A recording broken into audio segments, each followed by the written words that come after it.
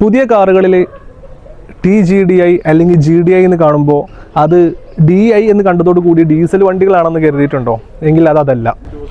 GDI directly സിലിണ്ടറിനകത്തേക്ക് ഫ്യൂവലിനെ കൊടുക്കുമ്പോൾ നോർമലായിട്ടുള്ള port fuel injection സിലിണ്ടറിന് പുറത്തു നിന്ന് തന്നെ എയറിനെയും ഫ്യൂവലിനെയും മിക്സ് ചെയ്തിട്ടാണ് സിലിണ്ടറിനകത്തേക്ക് കൊടുക്കുന്നത്. ഇത് എഫിഷ്യൻസിയിലും കൃത്യമായിട്ടുള്ള എയർ ഫ്യൂവൽ മിക്സ്ചർ കറക്റ്റ് ആവാതെ വരികയും കുറച്ചധികം വേസ്റ്റേജ് വരികയും പവറിൽ ഡ്രോപ്പൊക്കെ ഉണ്ടായിരുന്നു. എന്നാൽ ഇവിടെ GDIയിൽ ഹൈ പ്രഷറിൽ ഒരു പെട്രോളിൻ്റെ ഒരു ഡ്രോപ്ലെറ്റ് പോലും വേസ്റ്റ് ആവാതെ മിസ്റ്റ് രൂപത്തിൽ, അതായത് ചെറിയ മഞ്ഞ് കണങ്ങൾ രൂപത്തിൽ ഹൈ പ്രഷറിൽ ഏകദേശം 200 ബാർ പ്രഷറിലൊക്കെയാണ് സിലിണ്ടർ അകത്തേക്ക് കൊടുക്കുന്നത്. അതുകൊണ്ട് തന്നെ അതിന് കൂടെ ഈ ടെർബോയുടെ ബൂസ്റ്റ് ചെയ്തിട്ടുള്ള എയർ ഇൻടേക്കും കൂടി വരുമ്പോൾ എഞ്ചിൻ്റെ ഹൈ പ്രഷറും ഫ്യൂവലിൽ യാതൊരു വേസ്റ്റേജ് വരാത്തതുകൊണ്ട് ഹൈ എഫിഷ്യൻസിയും കൊടുക്കുന്നതാണ് GDI ടെക്നോളജികളുടെ പ്രത്യേകത.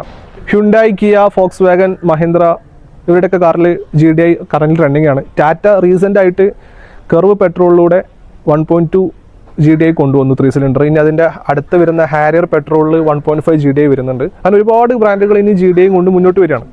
അപ്പോൾ GDI കണ്ടതോടുകൂടി അതിൽ DI കണ്ടിട്ട് ഡീസലാണ് തെറ്റിദ്ധരിച്ചവർക്ക് ഈ വീഡിയോ അയച്ചു കൊടുക്കുക.